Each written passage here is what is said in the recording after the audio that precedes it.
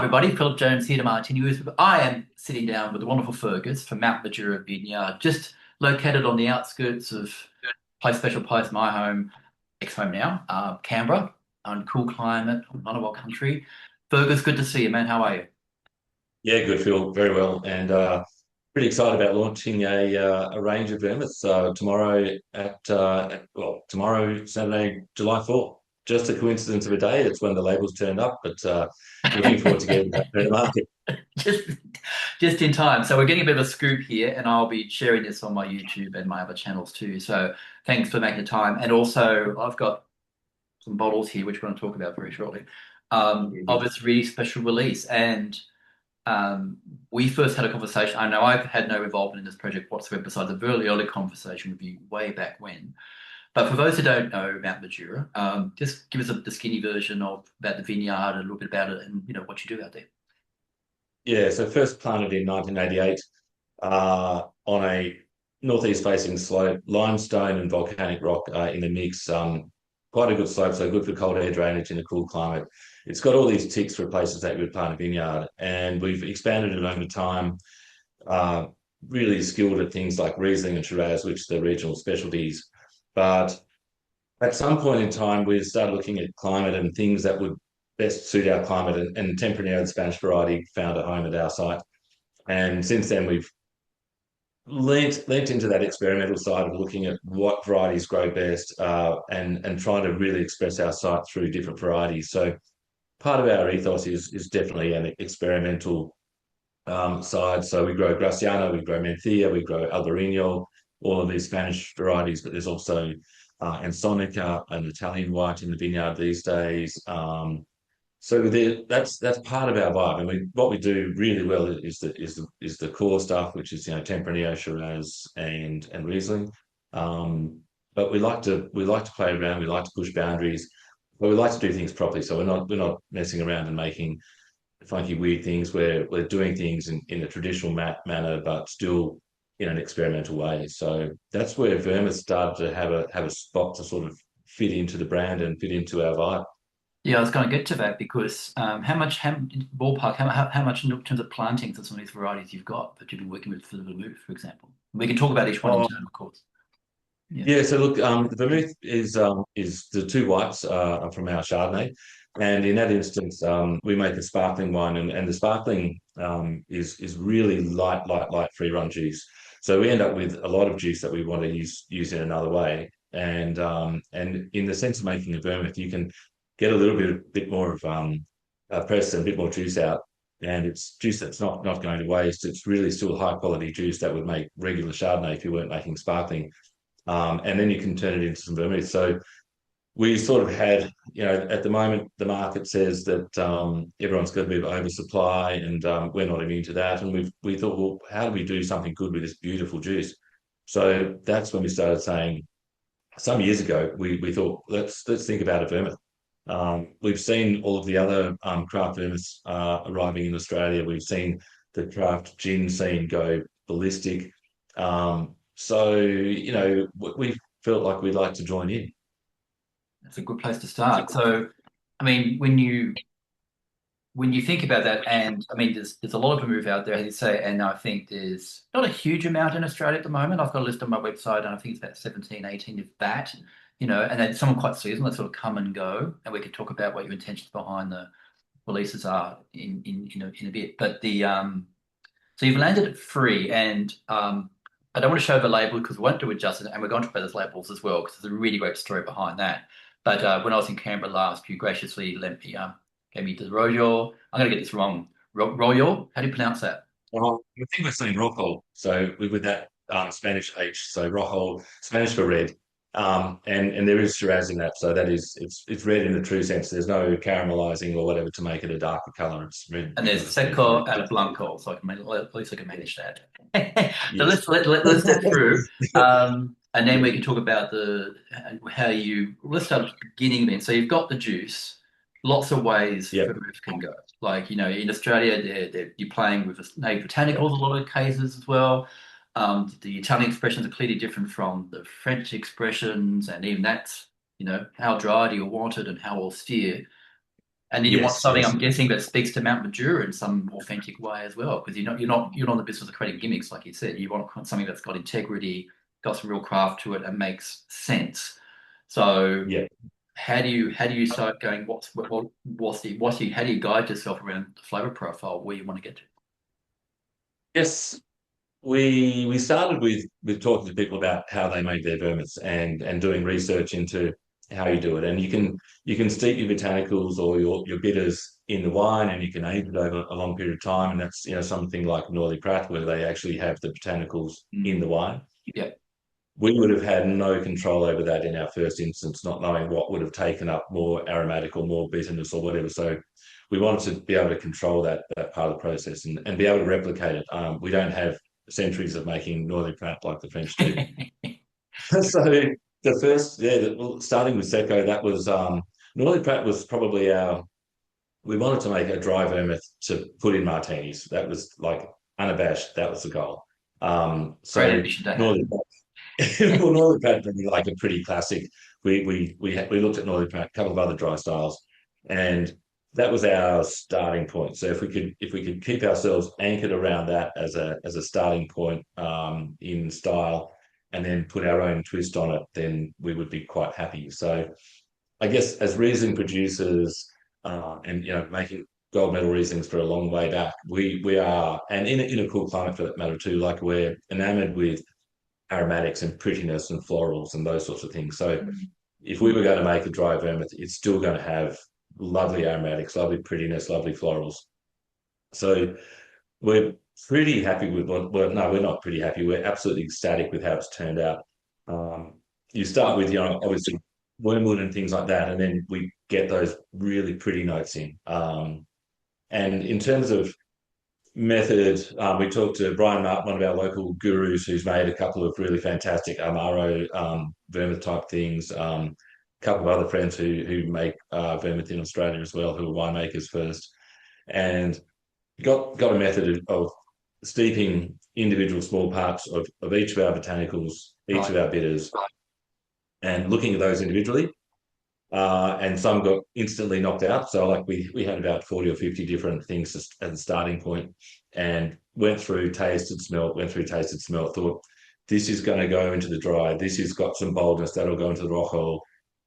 This has got the mid palate weight and spice and warmth that you might see in the blanco. And so we started divvying them up in that regard and working our way through. So each of the That's different versions has a different mix of Wow, that's botanicals. really interesting, Fergus, because it's a little bit where some approaches, when you're making some approaches to gin, where they're kind of almost formulaic. You've got the base spirit, but they're by virtue of what the type of botanical might be, it might be really intense in certain flavor profile, or very oily, or whatever the case may be. They're doing it individually, as you know, and then we'll land Yeah. at a percentage. You go, well, 3% of that, and that's X amount of this, and that's X% of that, and it all gets distilled separately, then blended together to get that result. So it sounds very similar. Yeah, yeah, exactly. I mean, it was the most methodical, scientific way that we could do it with to replicate it too. So then we could scale it when we actually made the bottles themselves. So yeah, each vermouth was a fair process of a number of days of blending and looking at each different thing. And Jeremy, our winemaker, with his digital pipette, 0.2 of this and 0.4 of that, and we think, oh, that's a little bit too high tone now. What else can we put in? And could we lift more of that without damaging the balance and all those sorts of things? So it was pretty full on. There's five of us in the room with either wine show experience or good palates or great wine people, sommelier in the room. Jeremy, our winemaker's Len Evans Scholar, winner of the Jimmy Watson Trophy for the best red at the Melbourne Wine Show. So I guess that was the other thing that we came at. We said, we've got great wine, we've got an experimentational perspective on things, we've got good palates who can actually put it together. Yes. So we were pretty confident once we had a method that we thought was could stand up to scrutiny, we could put it together. Yeah, I believe it. Now I've got the Seco in my hand right now, and I've been living with these guys for a fair while, and I really am enjoying them. I'm not just saying I'm talking to you. Again, I'm thinking about Mount Majura as a vineyard, as a brand, you have reputation for excellence, and so no pressure really. But it's also its own. You're creating its own thing too, and it will have its own personality, and I guess it gets a different audience to some extent too, in terms of where it's going to find Oh, a place in the market. Yeah, no, I mean that's the exciting thing for me looking after the brand is that I can go now and go into bars that wouldn't normally stock our wine, but still have a presence and still see those guys. And I'm pretty happy and comfortable hanging out in bars and want to talk to good cocktail makers. And it's an art in its own world. So to be able to go and join into that is great fun. Now, I'm going to do something I don't normally do is some tasting notes on the fly here. So as I said, I've been living with this for a few weeks now. The Yeah. Prosecco, you're right, it has this really, really bright, clean aromatics over the top. Like it is really delicately fragrant, isn't it? I mean, you get the, Yeah, yeah. yeah, it's very subtle. And what I'm also picking up in it's just quite integrated as well. There's no one or two things kind of standing that all kind of bounce off each other. Absolutely, and that's the goal. I mean, we don't want it to look like one thing over the top. Something like juniper berry is a really gorgeous thing. I mean, you love the smell of it in gin, but if it's in a vermouth too strongly, then why are you making vermouth and not a gin? Um, and yeah, some things were really quite empowering, and the goal is hopefully to have some lovely subtlety and some savor as well. So you've got the wormwood, your base ingredient that vermouth has to have. Yeah. Um, there's a good amount of dried olive leaves in the steeping as well. So we're looking for some of that savoury notes come through, those sort of slightly herbal, Yes. salty, saline things in the mix. Um, Coriander seed, everybody knows, gives really gorgeous fragrance. Like it's almost like an orange peely sort of thing that goes on with coriander seed. Um, and then two native ingredients, sunrise lime and finger lime. So they were irresistible and just giving that lovely citrus note and yeah, it was that all those things are in our head when we're thinking about what's going into a martini next. Yeah, and also too, and I totally get, and it's a you get that lovely base of the wine itself, of course, too. That definitely shines through, but it's not a wine. So you get that Mm. softness on the palate, but that nice, like a medium dryness to it. Like it's not too austere.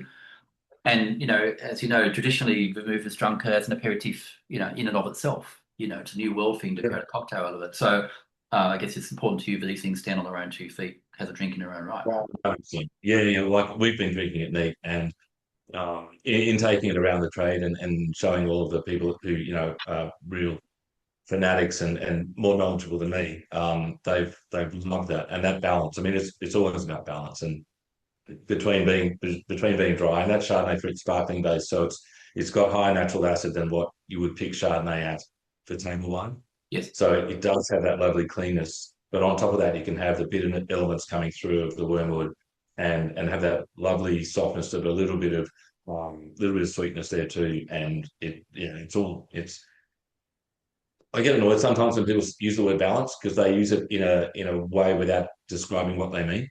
But when you put all of the elements together and they go together and they work, then that's balance. Yeah, I completely agree. And I'll just use a gin analogy again. When for me, the gins I really appreciate are ones what I'll call closely woven. Again, so all the botanicals there, they all make sense. And it's not just a pot puree of let's chuck 47 botanicals in, shall we say, Yeah. into things. They're there for a reason and they compose something greater from its parts, clearly. So moving on to the Blanco here. Now this is a bit more intense on the nose. Again, almost grapefruity kind of, there's a sweetness there, but not too pronounced. Almost like a musk Yeah. in some shape or form. It's interesting. Oh, yeah, yeah, I agree. This is where we've upped the bitterness. So instead of just wormwood, there's some cinchona bark in there as well. All right. Um, Mm. and then that musk is probably from an element of lemon myrtle. And Right. Cool. again, we're looking for a gorgeously expressive, fragrant native ingredient. And a short story, we didn't have enough lemon myrtle to put into the large batch that we were going to make. So we sent a message out to the Canberra Gardeners group and said, does anybody have a lemon myrtle tree that we could come and steal some leaves off? And a lovely lady in Miranda, one of the Canberra suburbs, wrote back and said, yep, you can have some of my lemon myrtle. So on a lovely summer's day, I walked around there and we gave her a bush of pruning and took what we needed to make our wine. So That's very so much so. cool. The other nice thing is there's dried nut lime in there, so it gives that really sort of pungent limey note, lemony note. The fragrance that macroot lime has over a Tahitian lime is significant. Yeah, I Again, we get dropped that and really forward on the palate there. It's nice. yes, yeah. And there's like almost like a warmth coming through as well. Yeah, there's a bit of note from it too. And then sunrise lime and coriander seed again. So again, those two lighter, prettier, more fragrant elements to go into the white. And with this one, our inspiration, and I know this is a favorite of yours because we've known each other a long time and I've seen you drink it. Lillet Blanc, that classic French aperitif. Lillet is a bit more high tune in its sweetness, a little bit more high tune in its Yeah. citrusy notes, but that was part of our tasting ventures. We were putting this together, and again, like the Nordic Pratt, the Lillet was one of the foundation kind of. This is what a sweet white vermouth could look like. And yeah, we're very happy with it, and this You, one honestly gorgeous. you should be. I mean, you took the words right out of my mouth. So I was about to go Vespa territory in terms of cocktail, Oh, right? it's totally best of my, yeah, yeah. Absolutely. And you're probably well aware to the some of the early recipes of the Le Blanc, had a lot more wormwood and stuff in it too. So it's a lot more bitter. So in many ways it probably evokes the older style how it used to be before they changed the recipe a bit. And the crazy thing is, we made Vespa martinis on Tuesday morning, just to see how they would go, and they were like, yeah, There's a yes, place to start a day. God. it was. We were very good and didn't have very much. Still had a bit of work to do, but yeah, great combination. Really got good Yeah, I combination. believe it. I believe it. All right, moving on to the rock. I'm gonna try and go rock. Yes. Rock, I'm getting it. Probably kind of help me slide the day. Um, so yeah, with Rockwell, we've like with the names themselves, we've really lent into our Spanish vibe of the vineyard and the Spanish varieties that we grow, and the vermouthine in Spain is huge. So we're not sort of imitating something that's not already there. Yeah. Um, Again, this was Rockwell was a little bit gloves off. We've now got gentian root, wormwood, and cinchona, so like three bitter elements. And we were a bit shy in the first part of the blend, putting too much in, and then a sucker like me said, "Let's make this a bit more bitter. Let's push it a bit harder." So we lifted the gentian, we lifted the cinchona because I love the cinchona element, like that kind of quinoto-y Yeah. bitterness. Oh yeah. Um, and then dried blood orange that we dried ourselves. We went to the local Canberra markets, got bags and bags of dried orange and blood orange, and dried those ourselves. Um, Little lick of cinnamon, and then the native sarsaparilla comes into this, and it gives like a really pretty herbal spice to it. Coriander seed again, and this one juniper because we had enough weight behind everything else that some juniper's going to sit in there without sticking Yeah, out. it's super interesting. Yeah, it's delicious. Again, I'm getting kind of cherry marzipan-y vibes from it. You know what I Yeah. mean? Yeah, and definitely that blood orange to come through, and the color's so nice too. Like we won't show it on the screen, won't do it justice, but it's a nice sort of deep cherry kind of red too, The without being candy at yeah, all. the, Yeah, the color when it goes in a Negroni is it just makes it gives this lovely pinkness. Like a normal Negroni's got a brick reddy kind of a color with the Shiraz, and we get gorgeous color in our Shiraz juice in the first place, or Shiraz finished wine. yeah, And yeah, I love making it. And it's not, even though I've said it's everything turned up, if you put it next to a Rosso Antico or a Punta Mess or something like oh, that, it no. it's nowhere near pushing that level of sweetness nor that level of bitterness.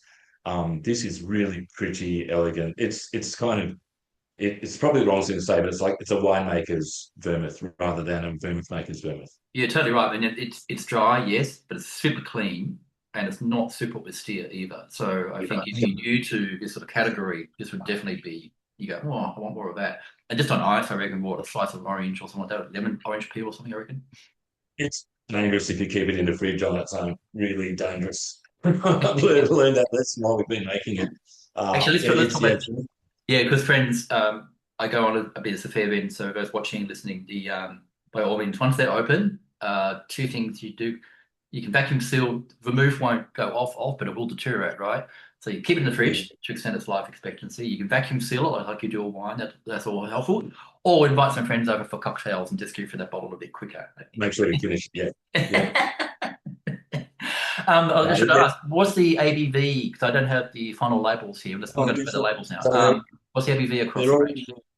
yeah, all 17 and a half. So we're looking at that level where it's not going to re-ferment again. We didn't want to push it too high, and 17 and a half is a pretty standard kind of vermouth level of Yeah. alcohol. So that's where we ended up. Yeah, again, crisp and clean and beautiful flavors. It's very natural. I feel that it all tastes very natural too, which I guess is very much the style. Yeah. Yeah, yeah, absolutely. And expressive. I mean, one of our internal things at Mount Majura is we want to have an expression of place, and it's about the vineyard, it's about the place where we started. And so these have to be expressive as well. And we I still remember like when you're doing the blending and that sort of thing, you get quite overwhelmed by all the aromatics. You get overwhelmed by the bitter elements, and you come home and you think, were we on the right track or not? And we were taking 200 ml samples home so we could try with our nearest and dearest. And so, what do you think of this? What do you think of this? This is what we've been working on today. And you second guess and you second guess, and you think, no, no, that's actually we're on the money, and this is what we have aimed at. Yeah. And then now we're some way down the road. They were bottled in January, so we're some way down the road. We've got labels. They're ready to go out and drinking them now. We're sort of removed from that headiness of sniffing everything and all of those the alcohol and all the rest of it, and looking at them as units, and they're great. So Yeah. yeah, there's more to come. Fantastic. And now on that, so your big launch is tomorrow at the vineyard on Mount Majura, 6 o'clock, I think, Yeah, on the 4th of July at the time of yeah. publishing. So tell us about the label, because I understand, I'm looking at behind you, Ben, you've got a fantastic sort of deco poster there. And I've got a sense that looking at the prototypes here, you went down that vibe with this. Yeah, look, so we thought we don't want to. It's not Mount Majura Vineyard wine. We wanted to do something a bit more contemporary, a bit more fun, which is funny when you say something's 1950s. But nonetheless, we it's a I don't want to say side project, but it's an extension of normal Mount Majura Vineyard business. And we thought we don't want people getting confused between the two. They're two very different sort of products, but all from the same source. So we went to the University of Canberra and spoke to their design lecturers and head of department and said, "Do you want to do something? Do you think your students would be interested?" And not only were they interested, the second year students got given the task in their first semester of doing it as an assignment. So Oh, it's the actual schoolwork. Um, so I had the chance to go and lecture at UC, and it was wonderful. Like a really good set of students, great bunch of people. A whole lot of them are coming to the launch tomorrow, which is really fun. Um, and I sort of, needed to talk to them about where Vermouth comes from, where gin comes from, where wine's made, all that sort of stuff, and give some background. And then I started throwing up all of these gorgeous labels because there's a huge number of beautiful Vermouth labels, and they sit between the Art Nouveau period, like an Orly Pratt, and then Art Deco, like the current Cinzano label or something like that, or a yeah. current Campari label. And so between those two, I was like, guys, if you end up in this realm, you're probably on the right track. And we want, when you see a Vermouth label, you see it's big, it's bold, it says Martini, it says Toshi, it says Rosso Antico. There's nothing subtle about them.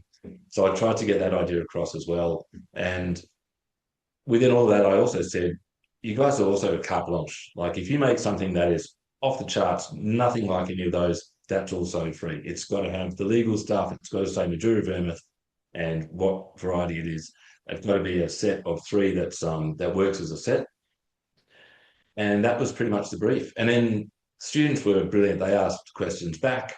And so from their perspective, they're actually not making an abstract assignment to start the year. They're actually making an assignment with a brief for a customer. Awesome. And so the whole process was really fun. And so I could see their mood boards as they were working through them in first week, second week, third week, fourth week. They'd ask questions about, am I on the right track? Am I not? And there was countless great examples. And so it was a super hard decision at the end, really, really hard. And we would have been happy with a number of them. So we got down to the last couple, and then I started doing market research and walking around the trade, which is the ones that you've seen. Yeah. The ones was one of the ones that was successful, and so we went through all of that, and we ended up with something with very cool Art Deco vibe. And the Mount Majura brand, the font that we use is an Art Deco font, so there's a little bit of a lovely tie-in with the font of the vineyard as well.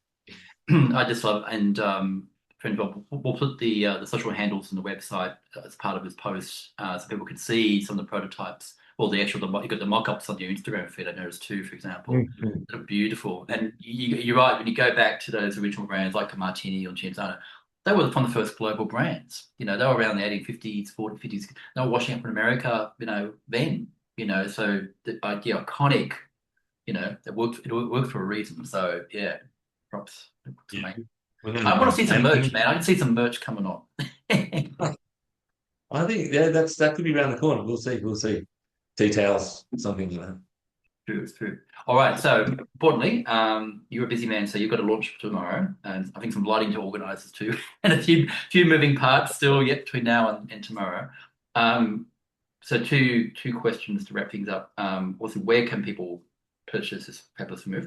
And B, what's your intent for the future? Like this won't be a one-off, I'm guessing. This is something you want to keep rolling out.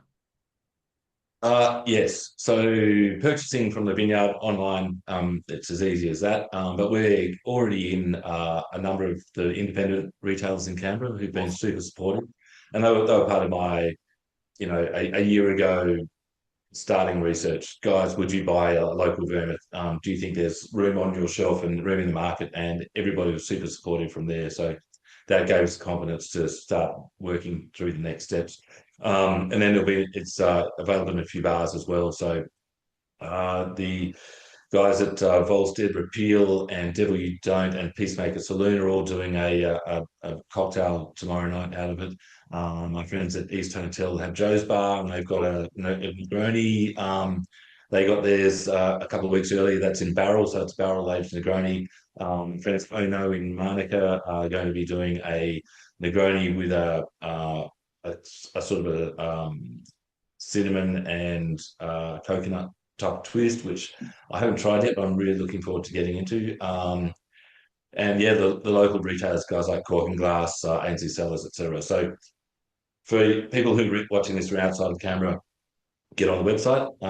But we would like to see it go further. So if there's people that want to get it in their local shops, we'll get it there. So I'm thinking yeah, of a few bars down here, like in Melbourne, where I'm at, they specialise almost exclusively in Australian produce. So I'll flick you some details, mate, of those. For all their yeah. cocktail bars, or they only have Australian produce in them.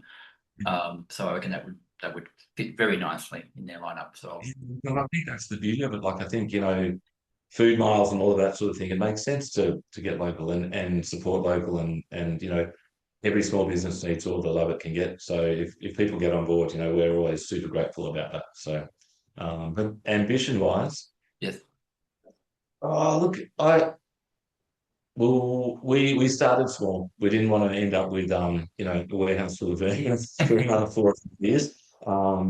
But I just love these drinks, and they are so fun to make. And when you get wine, you get a vintage, you get the grapes, they go through the press, they can be as good as possible, but then all you can do is turn it into wine. Like the inputs are so limited, yep. whereas the inputs from Vermouth are endless. And the ability to tweak this and tweak that and push that and pull that and make something wonderful is really, really exciting and really, really fun. So this is the first batch. We've not made a lot, but very, very exciting. And will there be a second batch? Absolutely, certainly. Will there be a third batch? I would say 100%. So, I hope so too, my um, friend. I hope so too. Look, congratulations, you and the team, on what you achieved. These are really, really fine drinks. Really, really fine drinks. And if it success to you, good luck tomorrow. And yes, and all thanks for the should be. opportunity to get the early scoop on this. And I yeah, mean, again, you were one of the people we wanted to consult with and test the waters and see where things are at. And it's really lovely to come full circle after having had a very early chat as part of our initial sounding board type stuff. So yeah, we're going to keep going. And Canberra has a new 3 Vermouths, and Australia does too, for that matter. So Australia does too. watch out, all the big guys. We want to join you on the shelves. Cheers to that. Cheers, my friend. Cheers. Happy Okay, Friday. Blonde it. Definitely. Thanks,